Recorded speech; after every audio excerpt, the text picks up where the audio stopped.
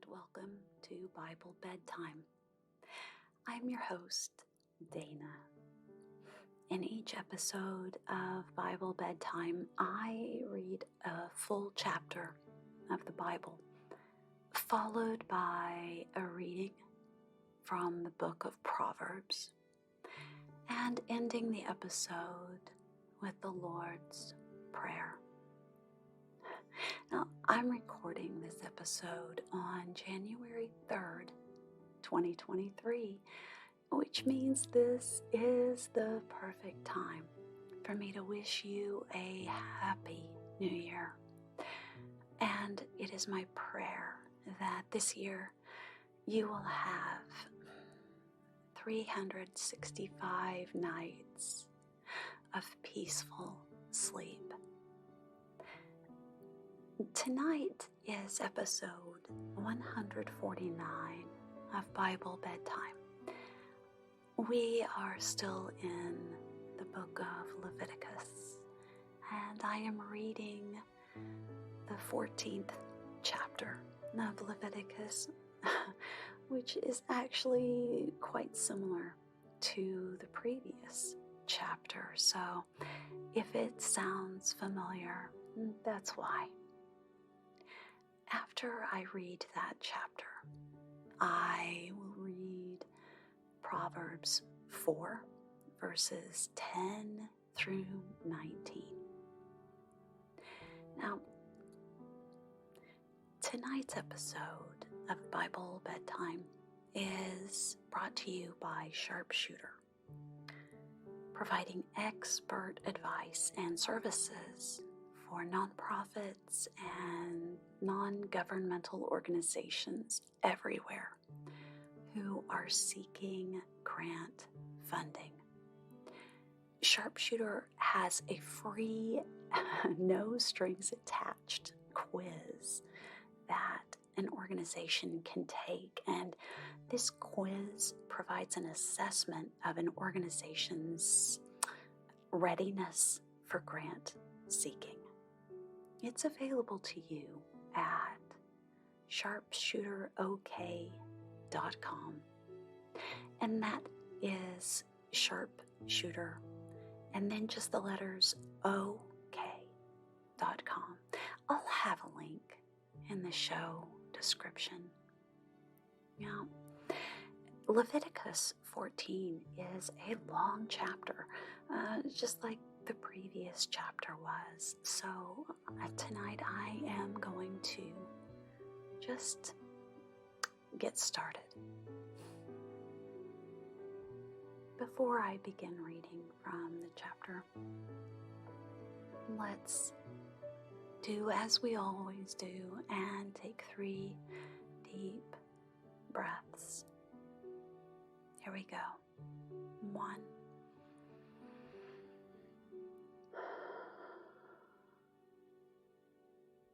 2.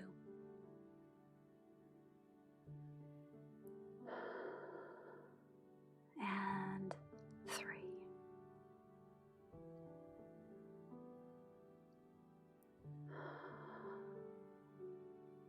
Now,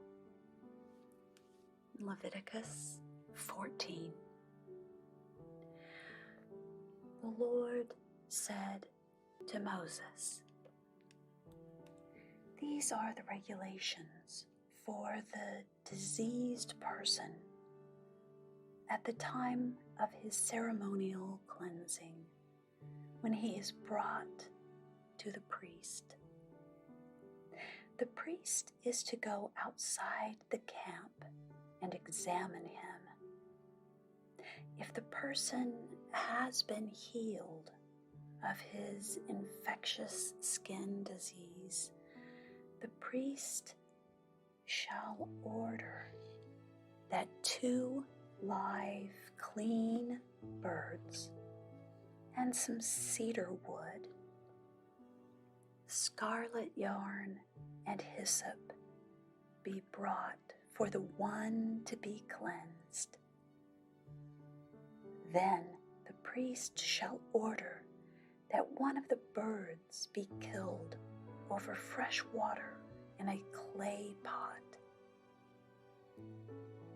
He is then to take the live bird and dip it, together with the cedar wood, the scarlet yarn, and the hyssop, into the blood of the bird that was killed over the fresh water. 7 times he shall sprinkle the one to be cleansed of the infectious disease and pronounce him clean.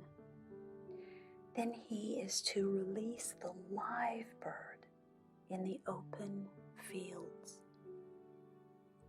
The person to be cleansed must wash his clothes, shave off all his hair, and bathe with water. Then he will be ceremonially clean. After this, he may come into the camp, but he must stay outside his tent for 7 days. On the 7th day, he must shave off all his hair. He must shave his head, his beard, his eyebrows, and the rest of his hair. He must wash his clothes and bathe himself with water, and he will be clean. On the 8th day, he must bring 2 male lambs and 1 ewe lamb, a year old, each without defect, along with 3/10 of an ephah of fine flour mixed with oil for a grain offering, and 1 log of oil. The priest who pronounces him clean shall present both the one to be cleansed and his offerings before the Lord at the entrance to the tent of meeting. Then the priest is to take 1 of the male lambs and offer it as a guilt offering, along with the log of oil. He shall wave them before the Lord as a wave offering. He is to slaughter the lamb in the holy place where the sin offering and the burnt offering are slaughtered. Like the sin offering, the guilt offering belongs to the priest. It is most holy. The priest is to take some of the blood of the guilt offering and put it on the lobe of the right ear of the one to be cleansed, on the thumb of his right hand, and on the big toe of his right foot. The priest shall then take some of the log of oil, pour it in the palm of his own left hand, dip his right forefinger into the oil in his palm, and with his finger sprinkle some of it before the Lord 7 times. The priest is to put some of the oil remaining in his palm on the lobe of the right ear of the one to be cleansed, on the thumb of his right hand, and on the big toe of his right foot, on top of the blood of the guilt offering. The rest of the oil in his palm the priest shall put on the head of the one to be cleansed and make atonement for him before the Lord.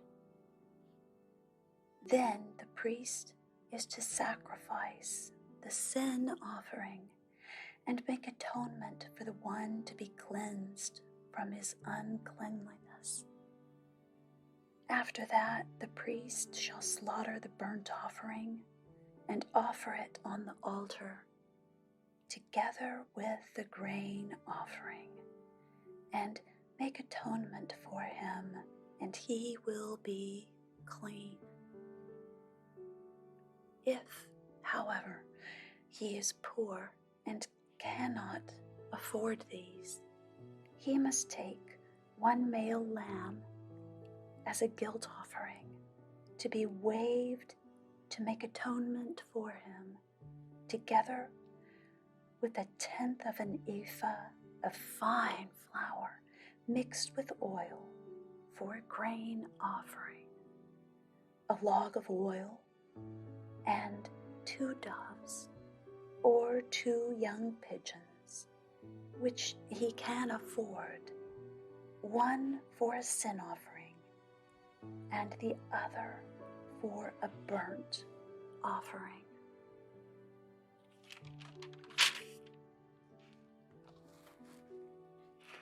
On the 8th day, he must bring them for his cleansing to the priest at the entrance to the tent of meeting before the Lord. The priest is to take the lamb for the guilt offering, together with the log of oil, and wave them before the Lord as a wave offering. He shall slaughter the lamb for the guilt offering, and take some of its blood and put it on the lobe of the right ear of the one to be cleansed, on the thumb of his right hand, and on the big toe of his right foot. The priest is to pour some of the oil into the palm of his own left hand, and with his right forefinger sprinkle some of the oil from his palm 7 times before the Lord. Some of the oil in his palm he is to put on the same places he put the blood of the guilt offering, on the lobe of the right ear of the one to be cleansed, on the thumb of his right hand, and on the big toe of his right foot. The rest of the oil in his palm the priest shall put on the head of the one to be cleansed, to make atonement for him before the Lord. Then he shall sacrifice the doves or the young pigeons, which the person can afford, one as a sin offering and the other as a burnt offering, together with the grain offering. In this way, the priest will make atonement before the Lord on behalf of the one to be cleansed. These are the regulations for anyone who has an infectious skin disease and who cannot afford the regular offerings for his cleansing. The Lord said to Moses and Aaron, "When you enter the land of Canaan, which I am giving you as your possession, and I put a spreading mildew in a house in that land, the owner of the house must go and tell the priest, 'I have seen something that looks like mildew in my house.' The priest is to order the house to be emptied before he goes in to examine the mildew, so that nothing in the house will be pronounced unclean. After this, the priest is to go in and inspect the house. He is to examine the mildew on the walls, and if it has greenish or reddish depressions that appear to be deeper than the surface of the wall, the priest shall go out the doorway of the house and close it up for 7 days. On the 7th day, the priest shall return to inspect the house. If the mildew has spread on the walls, he is to order that the contaminated stones be torn out and thrown into an unclean place outside the town. He must have all the inside walls of the house scraped, and the material that is scraped off dumped into an unclean place outside the town. Then they are to take other stones to replace these, and take new clay and plaster the house. If the mildew reappears in the house after the stones have been torn out and the house scraped and plastered, the priest is to go and examine it. And if the mildew has spread in the house, it is a destructive mildew. The house is unclean. It must be torn down, its stones, timbers, and all the plaster, and taken out of the town to an unclean place. Anyone who goes into the house while it is closed up will be unclean till evening. Anyone who sleeps or eats in the house must wash his clothes.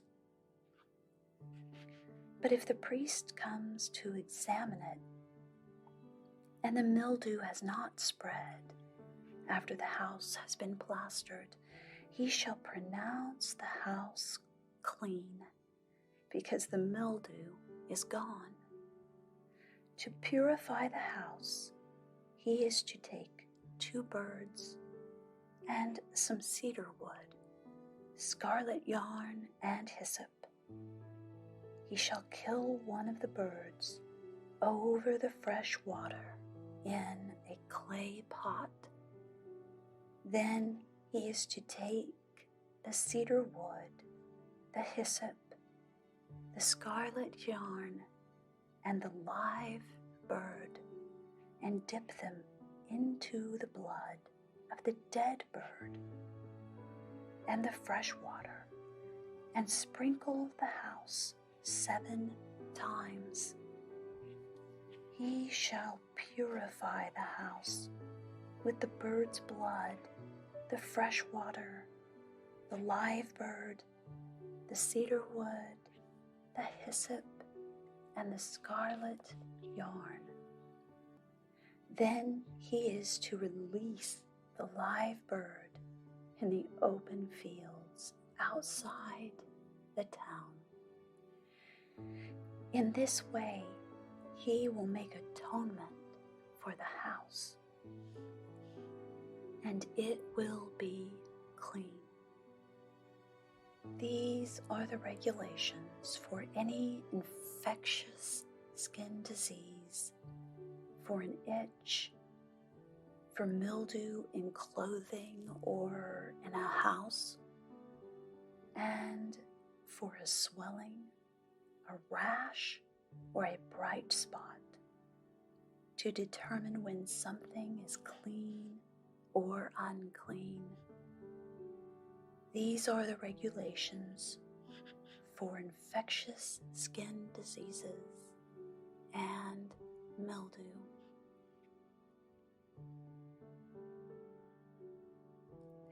Proverbs chapter 4, verses 10 through 19.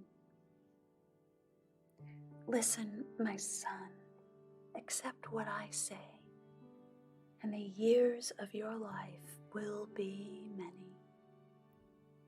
I guide you in the way of wisdom and lead you along straight paths. When you walk, your steps will not be hampered. When you run, you will not stumble. Hold on to instruction. Do not let it go. Guard it well, for it is your life. Do not set foot on the path of the wicked or walk in the way of evil men. Avoid it. Do not travel on it. Turn from it and go on your way, for they cannot sleep till they do evil. They are robbed of slumber till they make someone fail. They eat the bread of wickedness and drink the wine of violence. The path of the righteous is like the first gleam of dawn, shining ever brighter till the full light of day. But the way of the wicked is like deep darkness. They do not know what makes them stumble.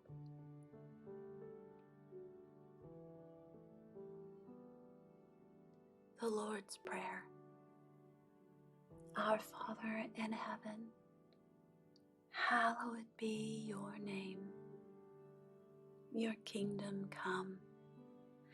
Your will be done on earth as it is in heaven.